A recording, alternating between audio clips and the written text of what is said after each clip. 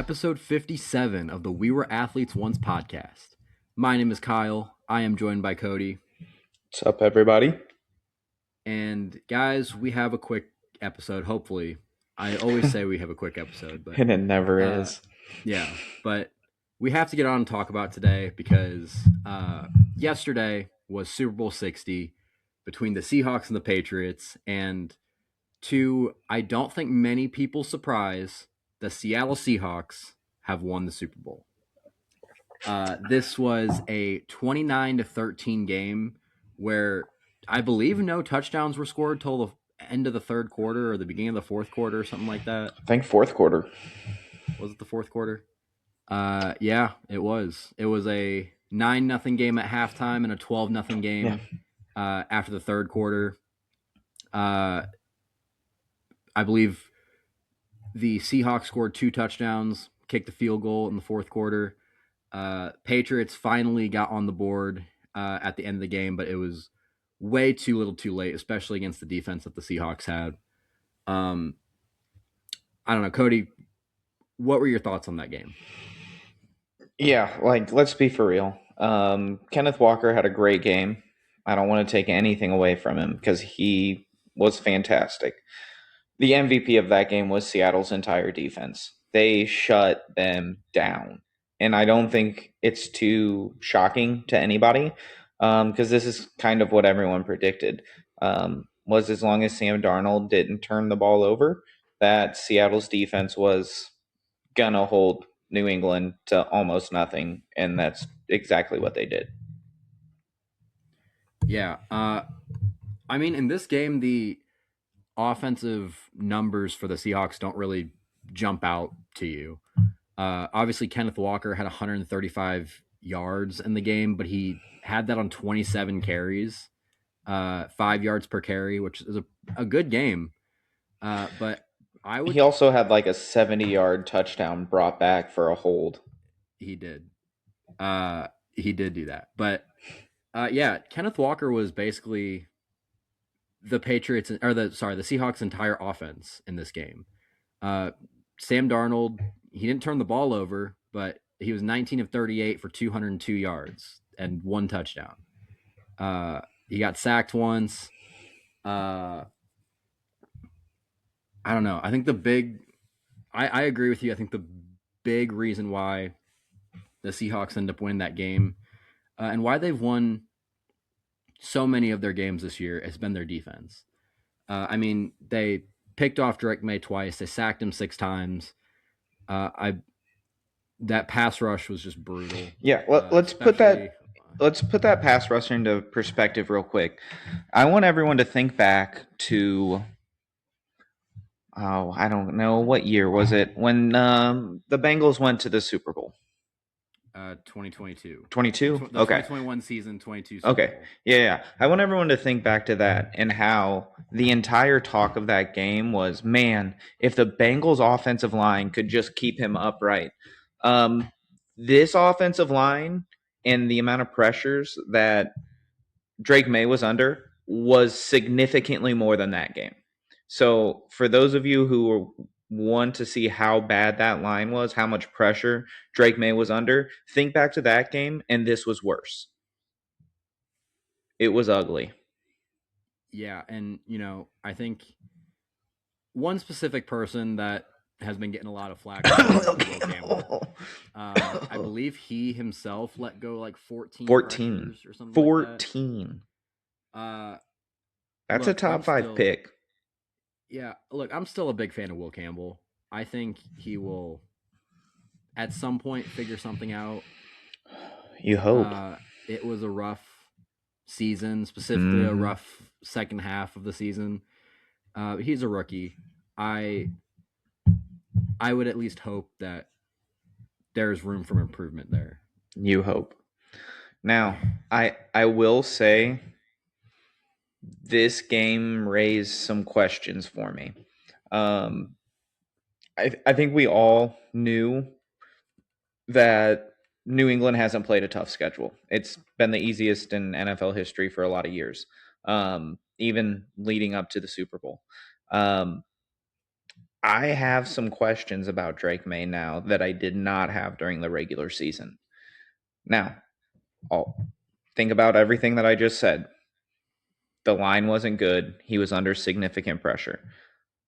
But he did have time, and when he had time, he overthrew his receivers. It wasn't good.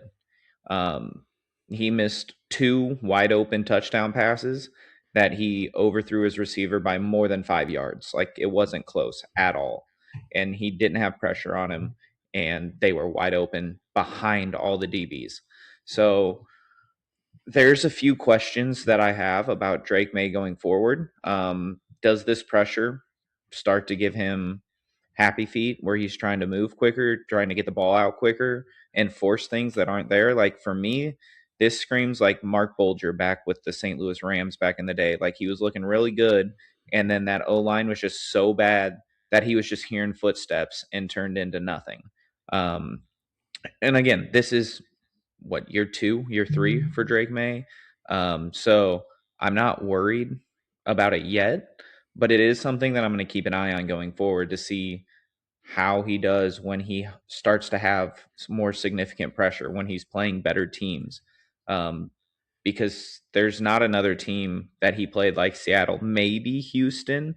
And let's be for real, if CJ Stroud isn't the worst quarterback in NFL history in that game, Houston Texans might have been in that Super Bowl because that defense was everything it needed to be. And CJ Stroud was everything he couldn't be. Yeah, I don't have any questions at all still about Drake May. I thought ever since he was at North Carolina that he was going to be a stud in the NFL. And he had call it what you want, uh, in terms of his strength of schedule. He played a lot of really tough defenses, even on those bad teams. In the playoffs, he played the Texans, a really tough defense, the Broncos, a really tough defense, and the Seahawks, the best defense in the NFL. He I did, think but how many the points did he put up? he didn't put up a lot, but again, you're talking about the pressure that he had throughout the entire game. I think whenever you're playing in big games and you're not used to that yet, and you're, you know, getting that pressure on you really often, you can have the tendency to have that, as you said, happy feet. But we also have to remember Drake May is 23 years old and he's in his third year in the NFL. I You know, think that is something that he will get used to. I don't think he needs to be ready. Like, he does need to be ready for every situation, but I think it's okay that he's not perfect in that aspect just yet. no, and I agree. Like, it's not like I'm like, oh, Especially when, he's not a good quarterback. Like, he had an excellent year, but it's something that I'm like, okay, we started to see what happened when he played tough defenses. He struggled really hard in the playoffs and didn't produce hardly anything.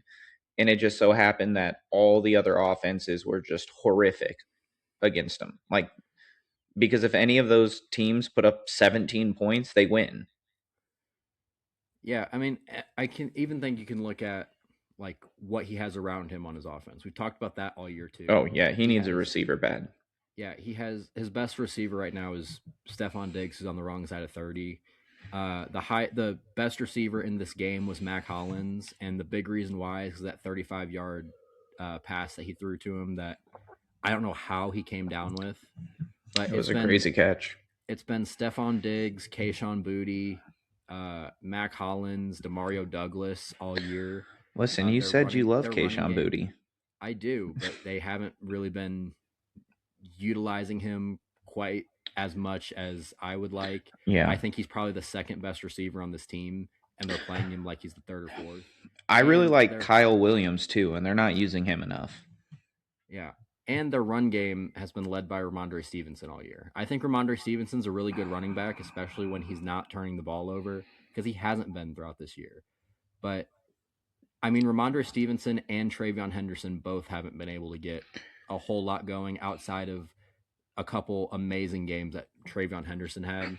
The rest of the season has been 3 yards per carry. Like in the Super Bowl, he had 6 carries for 19 yards.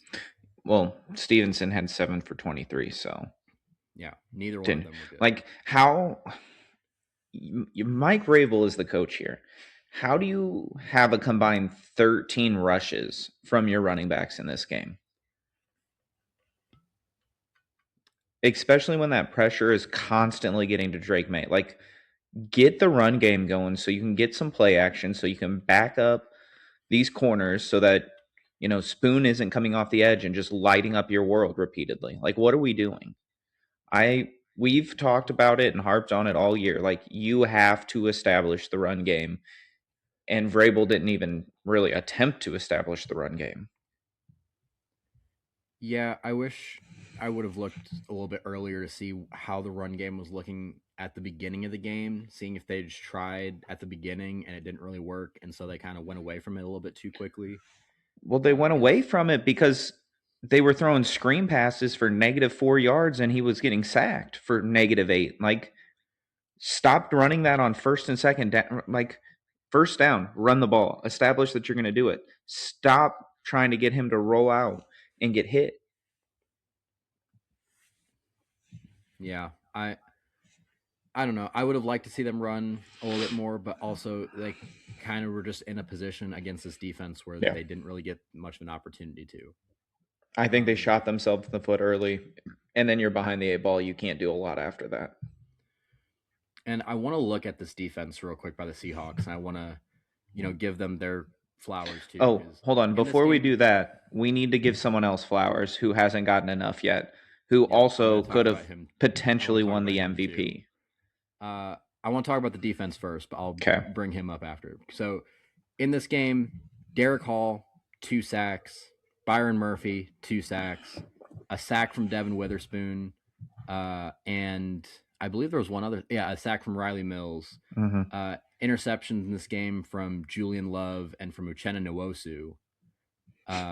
And couldn't have been an easier pick. Uchenna Nwosu had a defensive touchdown as well.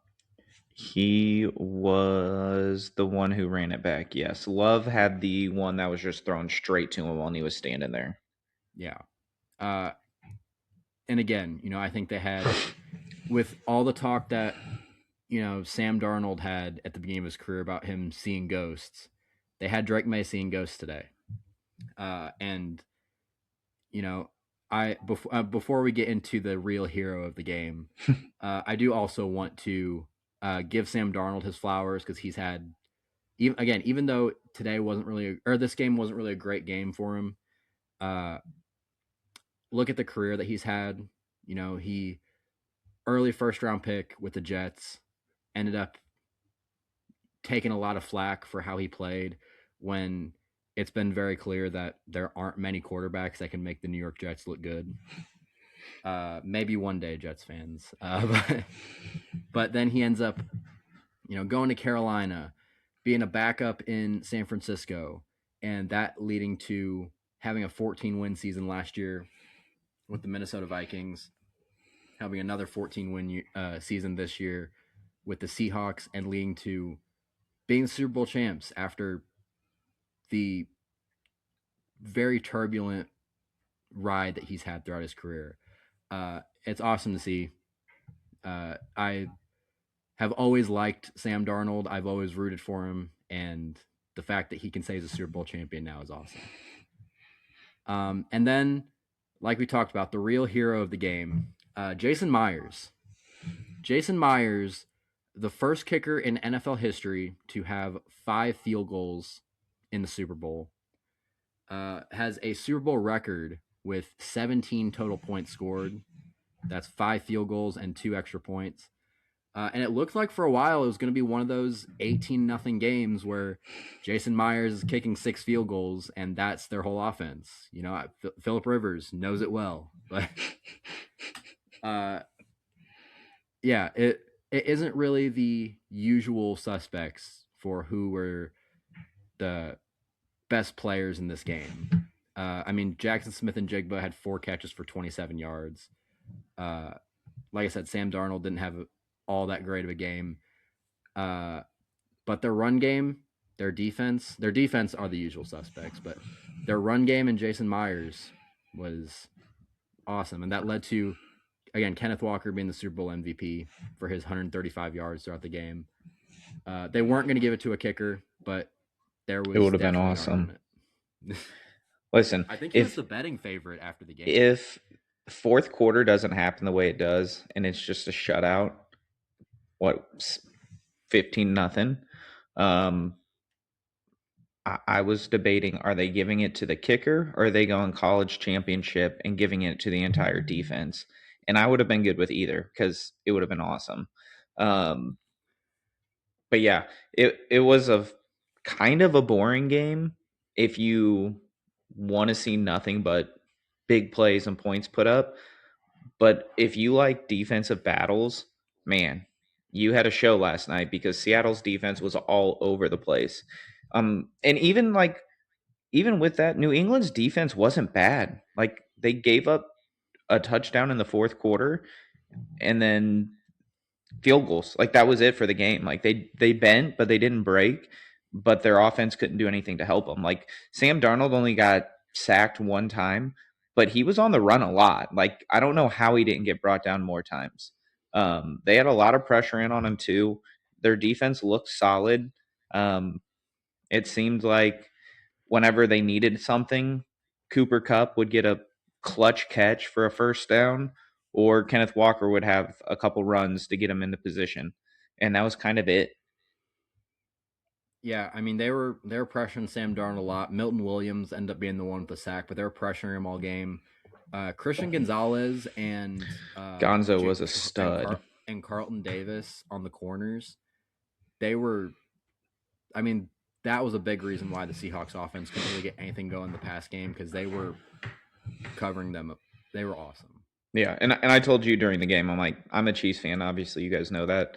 So I love Trent McDuffie. But outside of Trent McDuffie, my two favorite corners in this league are Christian Gonzalez and Devon Witherspoon. So this was fantastic cornerback play from both sides, and I really do think that was a huge part.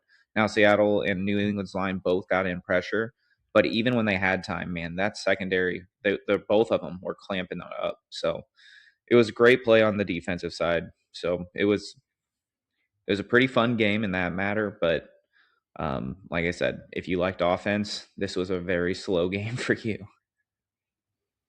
Yeah, and this obviously is the last game in the NFL season, but we are going to continue to have other things to cover throughout Oh, the it's off a season. tough season, baby. Yeah, if you Best guys are time of the watching, year. a lot of our other content, right now is baseball season. We've been fairly consistent throughout all of baseball season. We're going to continue to do that through the NFL season. We got NFL free agency coming up in the next few weeks. We got the NFL draft coming up. We're going to have a lot of NFL draft coverage. I love the draft. Yeah, so it's gonna be a fun time even throughout the off season. Yeah, I Cody, do can't. you have anything else about the Super Bowl that you I'm think we need to talk about? I'm excited for Super Bowl MVP Kenneth Walker to be a Kansas City Chief next season. Um, They've got it. The Seahawks have to pay him. you would think, but I think they have to pay him. listen. This is the conversation I've had all year, even before the playoffs. I was losing my mind over the Zach Charbonnet, Kenneth Walker game share that no one knew why it was happening or how it was happening or who was going to get it in what situations. It was stupid and I hated it. And look what happens. I keep saying this all playoff long. Look what happens when you hand Kenneth Walker the ball. He is excellent. Stop playing this game. If you want Charbonnet to be your goal line guy, fine. If you want him to be your third down catching back, fine.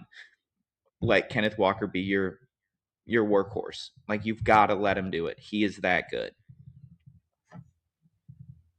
Yeah, and I think again Zach Charbonnet could be really good too if he had consistent carries, but neither one of them really had until Charbonnet got hurt, and that was when Kenneth Walker was finally able to shine. So I don't know. It seemed like the Seahawks didn't really like anyone in their running back room for a lot of the year until Kenneth Walker made them.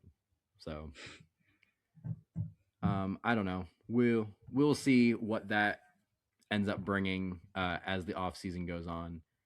But I want to move on to the rest of the coaching hires that we've talked about because it's led to a lot of a lot of weird situations with coaches being fired, leading to huge downgrades, in my opinion. Coaches leaving teams because they thought they were going to get a head coaching job with their team just to hire a division rival. So I am going to share my screen because we have all of the NFL head coaches on officially where they're going throughout the offseason. The four that we hadn't talked about yet that we're going to mainly be discussing are the Bills, the Browns, the Cardinals, and the Raiders. So with the Raiders, directly after the game, Clint Kubiak said that was his last game as the offensive coordinator for the Seattle Seahawks. He is now moving over to be the head coach of the Las Vegas Raiders. What do you think about that move? You got a Super Bowl winning coach. Well, my first thought was, why would you want to take that job? You're in Seattle. You just won a Super Bowl. You're in a good situation. Yeah, maybe you want to be a head coach, but maybe let's wait till the next coaching cycle, was my first thought. Now, the way I have to look at it now is you really believe in Fernando Mendoza. Like, that's the only reason you take this job, is because you believe he's a franchise quarterback and can help lead this team. You've got Mendoza, you've got Genty, you've got Brock Bowers, you've got those weapons, and I think you're going to have a couple of first round picks, because I would bet lots and lots and lots of money that Max Crosby is going to get traded. I'm pretty sure he's already said, I will not play another game for the Raiders. So I think you're going to have a couple of first He's round also said picks. that before. Yeah, well, I think he went and told Brady that he's never playing for him again. So we'll see, but I would bet lots of money he's not there. And that package is going to include a first round pick in it from this year, if not another for next year. So I think you're going to have some picks that you can do some stuff with. And I think Kubiak being in Seattle and seeing what won them a Super Bowl is going to be very wise with what he wants to build his team with. So I can understand if you believe in Mendoza going there, because you do have some good weapons if you can build those trenches out. Yeah, I mean I thought the same thing that you did. I obviously everyone wants an NFL head coaching job, and I don't know that the Raiders are necessarily the worst Mm-mm. option out there. No. There were better options that I think Clint Kubiak could have gotten if he would have waited out one more year. But at the end of the day, he got a 5-year deal to be an NFL head coach.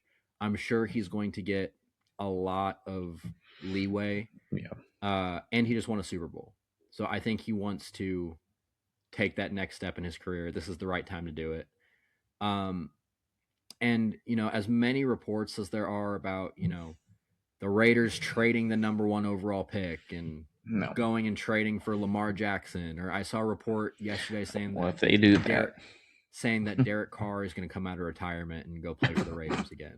why? It's just not going to happen. The Raiders are going to end up drafting Fernando Mendoza. They're going to get their number 1, or they're going to get their quarterback of the future. Anyone that has heard my draft philosophy, or what I think every draft philosophy should be, it's make sure your offense is set before you get your quarterback. I honestly don't hate the idea of them trading the first overall pick and going and building up that offensive line and going and getting real wide receivers. But at the end of the day, if you see a guy in the draft that you can get first overall that you really believe in, you're going to draft him. We're talking about the Raiders. When have they been smart? Yeah, I mean, even the smart teams don't do No. that a lot of the time. if you don't have a quarterback, you don't have anything in this league. And that's where they're at. They don't have a quarterback, so they don't have anything. But again, I agree with you. Build from the trenches. Once your line is ready, then you go get a quarterback so he doesn't get murdered as a rookie. Um, and if you look at the division you're in, why are you in a hurry to hurry up and get a quarterback? Like, it's not like you're winning in the next couple of years. You've got Kansas City, Denver, and the Chargers. Like, you don't have a chance of winning for several years. So build that team the way it should be built and then go get your quarterback. And if Because you you trade might be in this spot 5 years from now. that number one overall pick, you can get a lot of capital for Three it, and you first. can, yeah, and you can get your entire offense figured out around your quarterback, to where you can draft a quarterback in the 2027 draft, and it might end up working better than, even if you don't get a quarterback as good as Fernando Mendoza, he could still end up playing better because you figure out what's going on around him. And that's Now, not to say you. I was going to say you they can. are going to get. Sorry, they are going to get a lot of draft capital when they trade Max Crosby. I hope they don't care about. I hope they go for quantity over quality, though, so the Packers can end up getting him. But Ridiculous. No, I just think even if you don't take Mendoza, you trade away that first round pick so you can go draft O line, D line. You need everything basically. It's not like you can't take the second or third best quarterback in this draft in the second or third round. Like, no one's going to be jumping into the first round really, unless Trinidad Chambliss loses his case. Then maybe him, maybe Ty Simpson, but like late first round if you really want to take a guy in the first. Otherwise, you sit. Maybe you like what you saw out of Garrett Nussmeier out in the Senior Bowl. and there's going to be even less quarterbacks than we expected because Dante Moore isn't coming out. So Yeah. that means every quarterback is going to end up jumping up a spot. Yep. Which makes that first overall pick even more valuable. Yeah. So I don't know. I'm rooting for Clint Kubiak, but Interesting. you need to do this right. If Otherwise, you're going to be right back here. Yeah. And in 5 years or less, they might be looking at having a different head coach. All right, let's move on to the other three, and we can go ahead and talk about Mike LaFleur first because I feel like that's the boring one. I'm too blind. You need to make that bigger. I don't know if I can.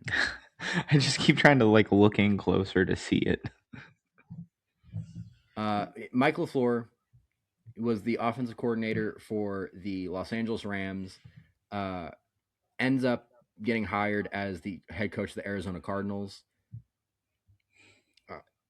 I don't know. This is like I said, I feel like this is kind of the boring one, just because there wasn't as much controversy around this one as the other two that we still need to talk about. But Mike LaFleur has proven to be a very good offensive coordinator over the past few years with the Rams. He obviously comes from a whole family that knows a lot about football. His older brother, head coach of the Green Bay Packers. Just hope he doesn't ask him for advice on who their special teams coordinator should be and on their clock management skills. But what do you think about this, Cody? I don't want to before I go, what did you refer to him as yesterday when we were talking to someone who was a Cardinals fan? Do you remember? I don't think I do. You refer to him as the worst LaFleur brother. Yeah. So if that tells you anything, that's just me. That's just me hoping he okay. might be the better. Okay. So here's my question: how much of what he brought to the table made the Rams what they were this year? Because this Rams offense has been good for a while, right? This is Sean McVay's offense. This isn't his offense. Um, so I don't know. I understand like people love to be like, oh, he's from the blah blah blah coaching tree. He's from the Belichick tree. He's from the McVay tree. Like I feel like we get too caught up in that sometimes that we just assume every coach that works under one of these good coaches is going to be the next great thing. And this is kind of what that feels like to me is like, hey, we're going to take the next good thing because he just worked with a really good offense under Sean McVay. Now, could he be? Absolutely. I don't know enough about him to make that call. Um, but it just feels like anytime someone works for Sean McVay, they're going to be like, yep, that's the next guy. Like we kept hearing about Shieldhouse coming out, their quarterback's coach, and being in the running for a couple of jobs. And so it was just interesting to me that I'm like, okay, whoever the hot coach is, if you've worked under him, you're the next hot commodity. Um, and I don't always know that that always works out well. So this is one I don't know. It's a wait and see, but I don't have a lot of hope for it because I think the Cardinals were the worst spot to land. There's no quarterback in sight. You got to figure out how to move on or work with Kyler Murray. Your stud wide receiver you drafted isn't a stud. And you've got Trey McBride, and that's really it. Like, there's not a lot of good stuff going on there. Yeah, I think Trey Benson can be an interesting running back. I agree. Marvin Harrison, I think, is extremely talented, but I don't know if I think something has to be going on with the culture and the coaching staff, and I think that's a big reason why they brought in Mike LaFleur because again, he did come from that Sean McVay coaching tree, and his brother is an NFL head coach, so he knows what I'm assuming he knows what he's doing in terms of building a locker room, building a culture, and building a coaching staff, and I'm sure he knows what he's looking for. The big thing that I always question when it comes to hires like this, specifically hiring offensive coordinators that didn't call plays in their previous spot, is how good are they really at it? Because LaFleur has said he's going to be calling plays with the Cardinals, but I think about not too long ago, Aaron Rodgers won the MVP. The team went 13-3, and I believe they went to the NFC Championship game that year when Nathaniel Hackett ended up getting hired to become the head coach of the New York Jets. And it was a disaster because Nathaniel Hackett didn't call plays with the Packers. Now, I think a lot of that was was Nathaniel Hackett? Where was Nathaniel Hackett the head coach? I don't even remember that. It He wasn't with the Jets. with no? Um, he was the OC there. He was the head coach in Denver. Yeah, that's right. He was the head coach in Denver because the Broncos were trying to get Aaron Rodgers. That's right, and they end up getting Russell Wilson, and. But yeah, the point still stands. Nathaniel Hackett didn't call plays with the Packers, ended up going to the Broncos, and he was bad at calling plays there. And he ended up figuring it out and still having a pretty good career as a coordinator and as an assistant coach after that. Went to the Jets. He is now with the Cardinals. But I'm always in wait and see mode whenever guys like this end up getting jobs. Like I said, there's a lot of really good football minds that LaFleur has been around for years. So I would like to assume that Mike LaFleur knows what he's doing, but it's a wait and see situation. I also like Will Johnson. I still think there's something there. And I mean, he was a rookie this year, but I like what he's there. He was coming off an injury last season. So I think, I mean, there's a few pieces there, but like you got to squint to see something good. It's kind of like the Tennessee Titans roster. You got to really squint to like something. Yeah. All right, let's talk about these other two situations because they were just absolute messes. Save Cleveland Um, for last. okay, so we're gonna start with the Buffalo Bills. So the Buffalo Bills end up firing Sean McDermott because they thought that he was the reason why this team was failing for some reason. Wrong. Uh, Tried to push a lot of the downfalls from the GM onto the head coach, and we're looking at a lot of external options. The issue that they had was basically all of the external options they were looking at decided they didn't want to be the head coach of the Buffalo Bills, which is extremely odd considering they have possibly the best quarterback in the NFL right now. So they end up going ahead and hiring Joe Brady, promoting Joe Brady from their offensive coordinator to their head coach.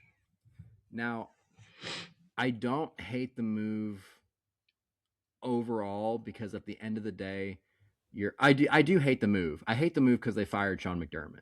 That's But I fair. do think Joe Brady is one of the better options that were on the board, only because it is bringing a level of stability to this locker Mhm. room when there otherwise might not have been. What are your thoughts? Yeah, this was my choice when Sean McDermott got fired. When they were talking about all the options of who they were looking at bringing in, and I said, why not just promote Joe Brady? Like he's already got that relationship with one of the best quarterbacks in the league.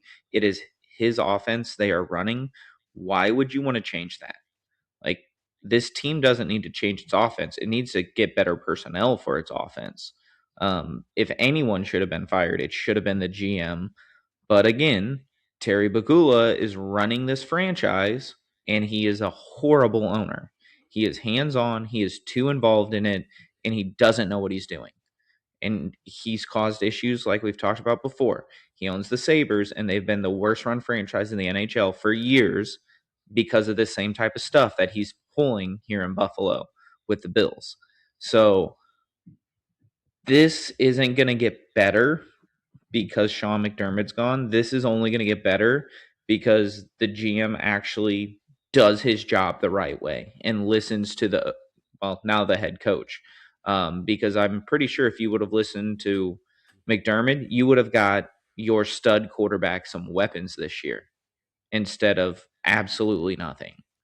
So we can keep making excuses for the GM as the owner keeps doing, or you can take responsibility and fix it. And until that happens, this is going to stay the same and you're going to waste Josh Allen's career. But I like this hire in the sense they had to hire somebody. This was my pick for the hire since they fired Sean McDermott, who didn't deserve to get fired. Yeah, and again, I think the best option would have been to not fire Sean McDermott.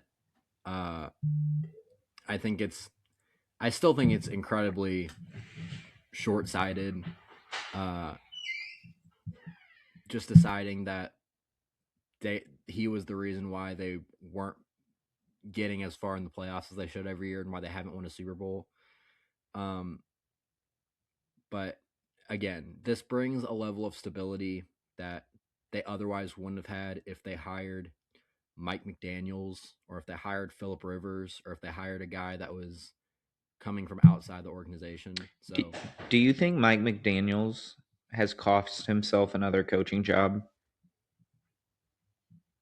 for not taking the job with the Bills, I mean, No, just I think how he's called games recently. I don't think so. I think he's still got an offensive coordinator job with in one of the better I'm situations sorry, that there is. sorry. No, not Mike McDaniel. Sorry. No, I don't think Mike McDaniel should have passed this. I like what he did. I'm think who's New England's OC? Josh McDaniels. Josh McDaniel. That's where I was thinking. I was thinking, did Josh McDaniels cost himself another coaching job, like a head coaching job, with how he's called games recently? I don't know that anyone was particularly looking at Josh McDaniels I as heard a his head name come coach up, ever again. but just watching him throughout this playoffs, I'm like, how could anyone want to hire him as a head coach? He's not even a good play caller.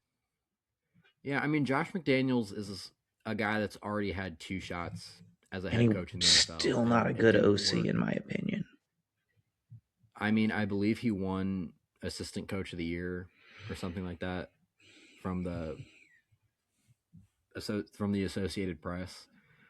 But I don't know. I don't think anyone was ever like legitimately looking at Josh McDaniels as a head coach again. Because when it failed twice, I don't think you can try a third time.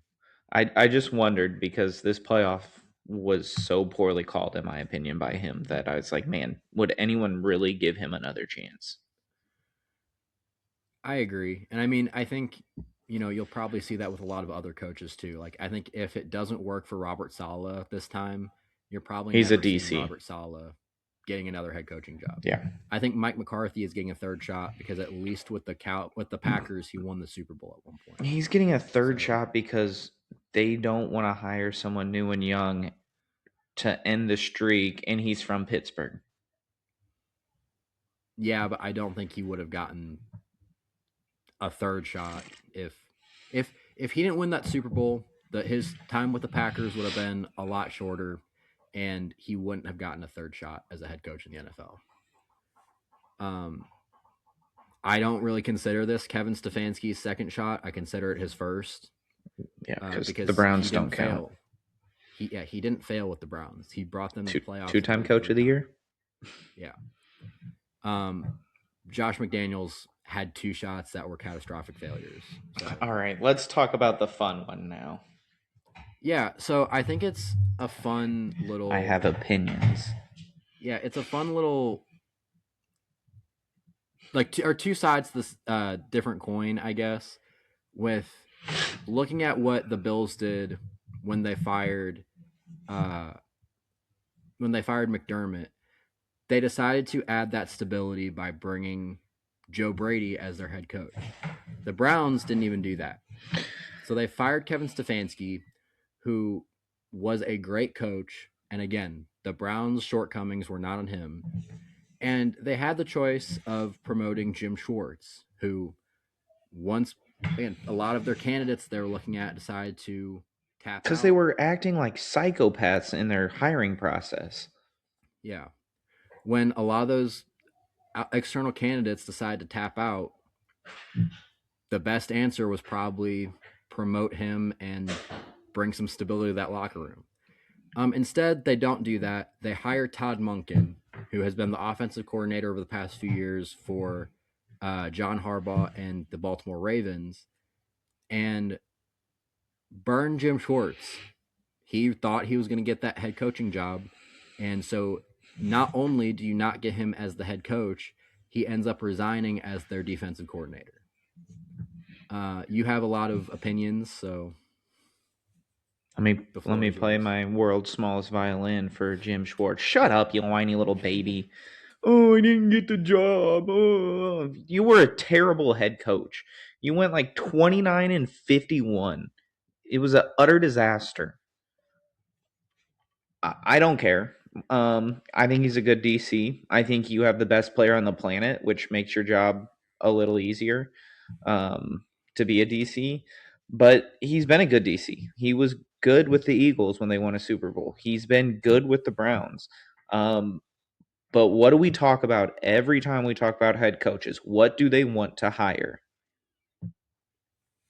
They want to hire offensive coaches. They want to hire an offensive coach. So if they do well and they snag their OC, they don't have to change their whole offense by whatever OC they hire. So you always want to hire the offensive coach. Jim Schwartz, you've been a good DC. You'll continue to be a good DC. I don't think anyone's hiring you as a head coach. So we kind of already knew, like, if in a perfect world, Jim Schwartz stays there, he keeps running that defense the same, and they're loaded.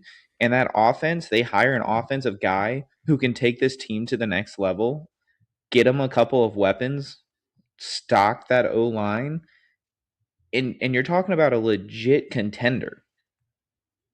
But Jim Schwartz wants to go resign and throw a hissy fit because he's a little baby that he didn't get the job. They didn't promise you anything that I know of. I didn't hear any reports that said he was getting the job. How many coaches did they bring in for the interview process? It was a ton, more than any other team that I heard about. So I don't know why he thought it was just going to get guaranteed to him. But I don't care. I think that defense is good. Whoever did they hire a DC yet? I didn't see. They're still Okay, looking right now. and this should be an easy hire. Hey, hello. Would you like to become the defensive coordinator for one of the top 3 defenses in all of football, and you have the best player on the planet who just broke the NFL sack record? Oh, okay. I guess I'll come do that. Like, come on.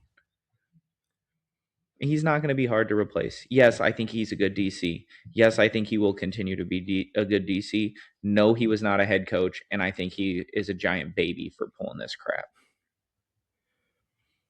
I think my opinions slightly differ from yours. I think for the same reason that I thought it was a good idea for the Bills to promote Joe Brady after they fired McDermott. I think at least for a year as a bridge, it would have been a good idea to promote Jim Schwartz. Jim Schwartz was in the unfortunate position of being the head coach of the Lions when the Lions only had Matthew Stafford and Calvin Johnson, and that was it. You mean a Hall of Fame quarterback and wide receiver? Yes, but if you're looking at everything around them, like Matthew Stafford was a successful quarterback, but it wasn't a good situation. And No, I don't it think wasn't. I necessarily put that on Jim Schwartz. I don't think Jim Schwartz would have been a successful head coach with the Browns either, but Jim Schwartz is a really good football coach. I think a big reason why they were one of the best defenses in the NFL this year was because of the scheme that he put together. And again, I think at least for a year, it would have been a good idea to have him as a bridge instead of Todd Monken, who had one of the best quarterbacks in the NFL, specifically as a runner, and failed with him. Well, not only failed with him, but chose to change the type of player that he is. Lamar Jackson is not the type of guy that can stand in the pocket and throw for 4,000 yards a year. He is going to be the guy that opens up the pass game with his run game. You know, he's going to rush for 1,000 yards and throw for somewhere between 3,000 to 3,500. But trying to make him Peyton Manning because he wants to be Peyton Manning is stupid. And I don't think that's the guy that I would want as the head coach of my football team, especially considering you don't have a quarterback right now. You know, people can say whatever they want about Shedeur Sanders. Shedeur Sanders is not the answer for the Browns. And listen, everybody, I wasn't the one who said that this time. I agree, but I didn't bring it up or say it. Yeah, I'll say it. Shedeur Sanders is not the answer for the Browns because I still think he's way too overconfident with the skills that he has, and he thinks he can be a regular NFL quarterback when he's probably a guy that you have to be a little bit more creative in order for him to be successful. He's not a great athlete. He doesn't have a great arm. He doesn't particularly have great accuracy either. And that's supposed to be the best part of his game. Yeah. So I would have liked to see them, again, if they're not going to get someone from outside of Todd Monken, I think Jim Schwartz would have been a solid answer. And now you pissed him off. I don't know if it's because he really thought he was going to get the head coaching job or because they did promise him something that wasn't reported. Yeah. That's the only way I'm okay with him being this upset and quitting over is if they promised him something. Which I wouldn't be surprised because the Browns are an awful franchise. So, but well, in this, here's the thing though. Where's he going to go? What's he going to do? I mean, because there's like 1 or 2 DC jobs available. Like, has Miami hired a DC? I think so. I think they hired another Packers guy. I don't know. I think the reports were that he is fine with taking a year off and trying again next coaching cycle, and I think he'll get another DC job there too. And I think he'll be a really good DC. No, they did. He would be Sean a really good Duggan. DC wherever they go or wherever he goes. But yeah, I don't know. I think at this point, it would have been a good idea to at least have Jim Schwartz there for a year as a bridge quarter or as a bridge head coach, and then try again with someone they really wanted next coaching cycle. But Yeah, the only DC spot open right now is the Arizona Cardinals, and nobody wants that job. Nobody I don't good, know. at least. I feel like Jim Schwartz could be the DC of the Cardinals if he wanted to be and be successful. But again, I think he's gonna. I think all the reports are that he's fine with taking a year off and trying again next year, and he will get a job. I just think if you're going to do that, you might as well stay.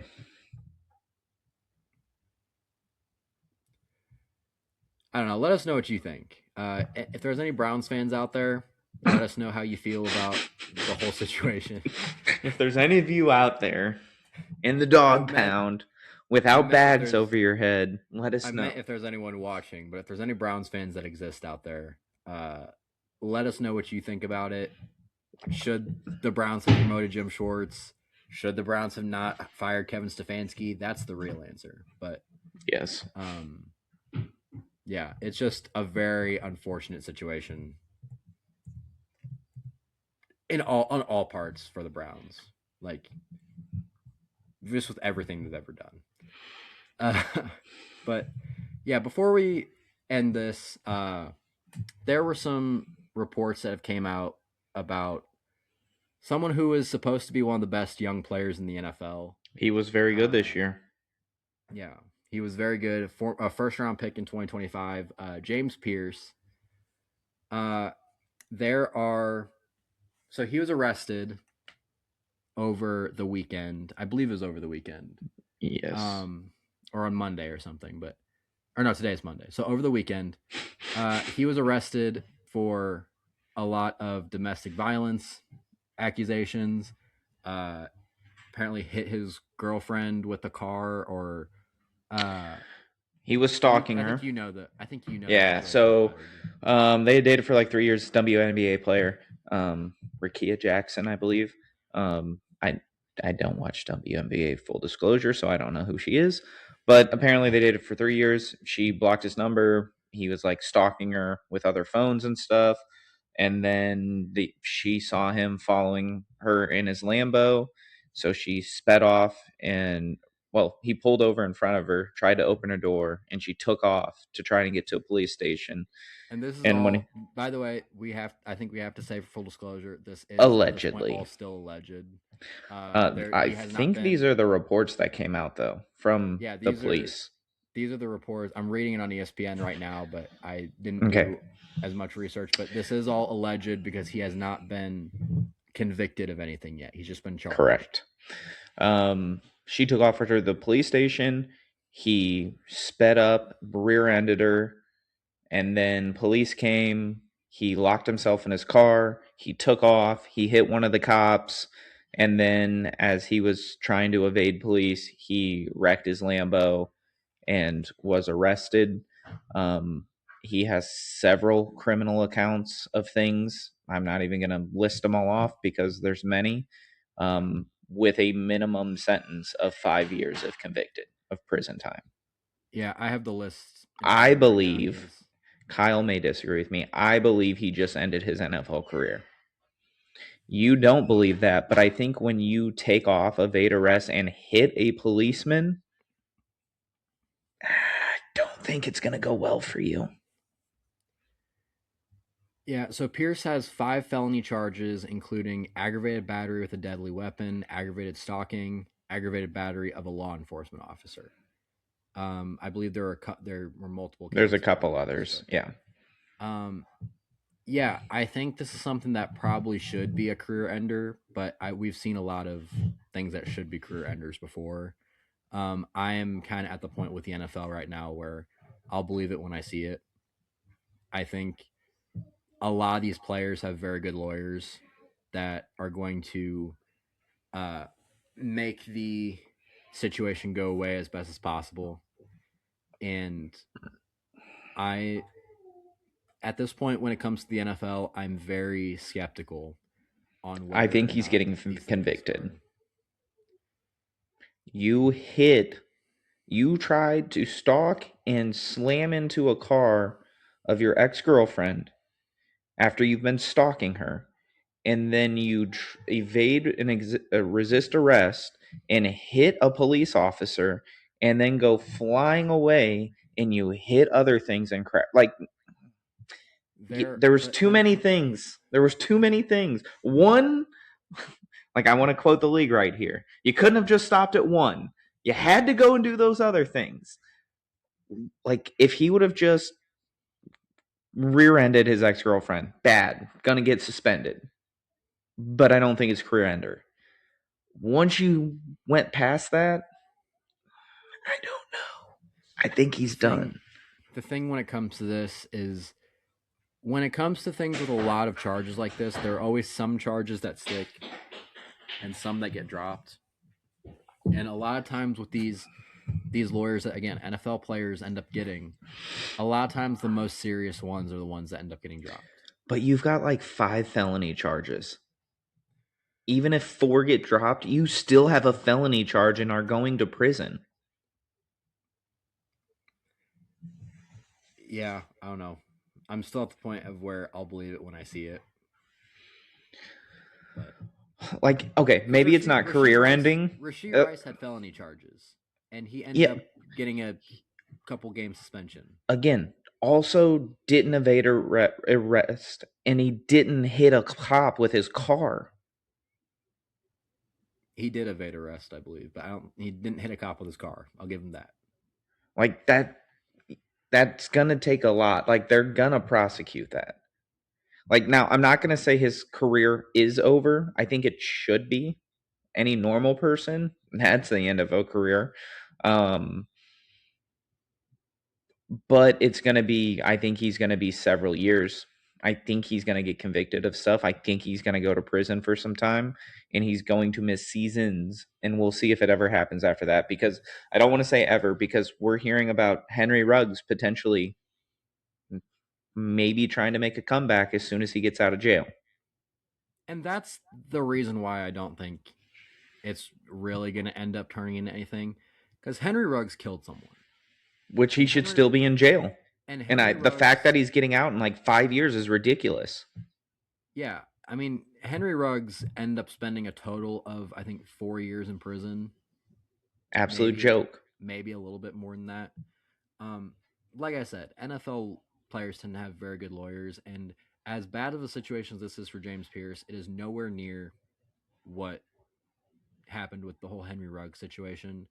And Henry Ruggs is getting out of prison at 26 years old, or 27 years old, or however old he is. Old enough to where it isn't out of the realm of possibility that he could make an NFL comeback.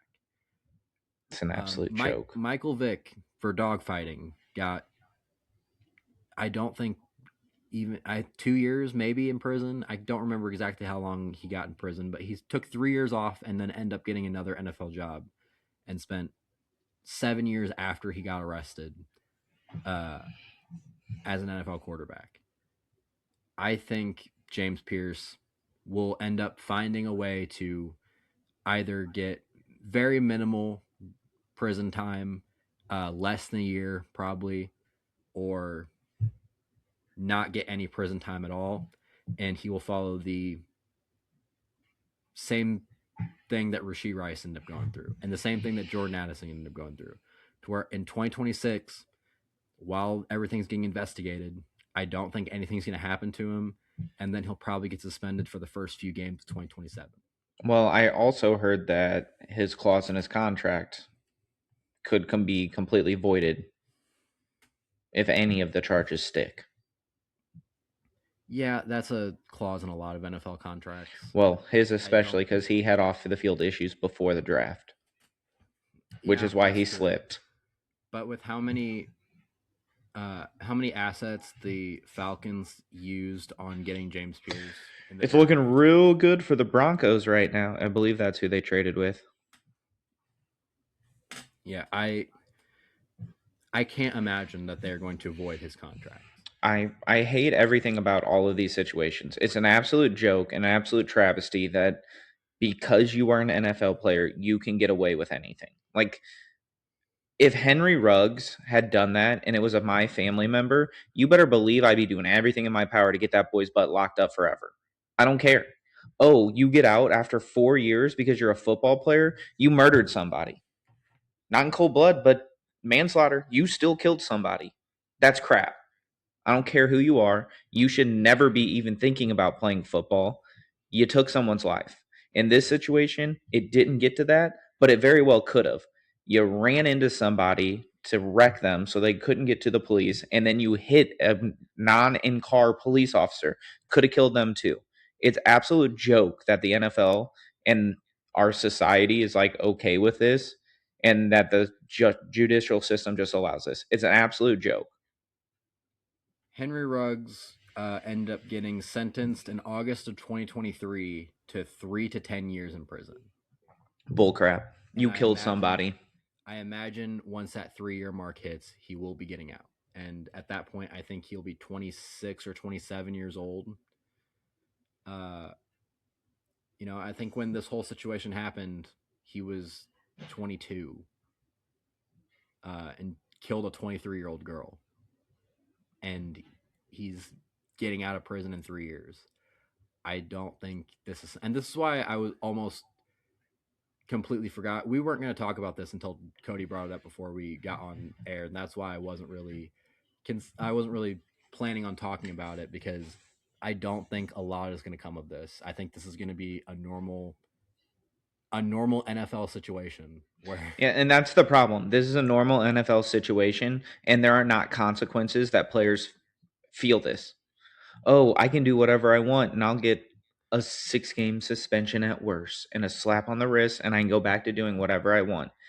Give these people real punishments and hold them accountable for their actions. This is an absolute joke. yeah, and again, everything is alleged. So at this point, so we'll have to see Yeah. how the court cases Alleged go from the police reports. yeah. So we'll have to see what happens with the court cases, what happens with, I hope everything his moving ex forward. presses every charge in the book. But she Her- doesn't get paid like an NBA player that they want to get paid like, so she can't afford the same. On that note, let us know what you think about this situation. Let us know what you think about all the situations we talked about.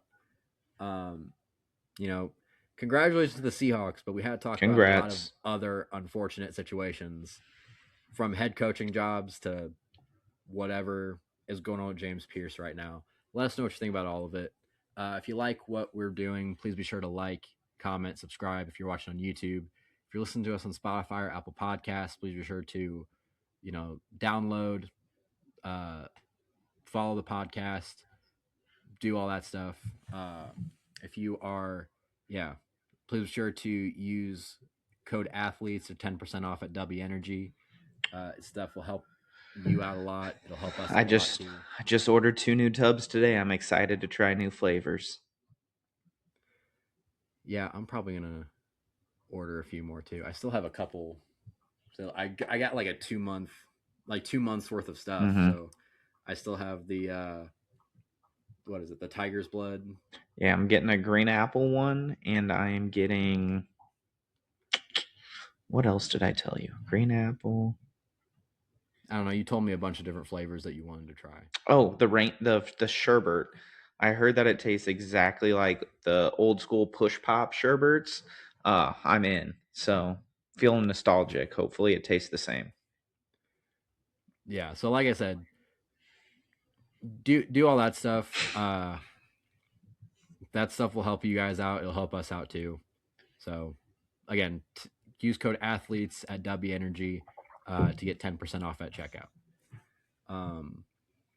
I believe that's everything that I had to remember to say at the end of this. So, stick around because we are going to be having a lot more NFL coverage. It's the best time of the year. Season.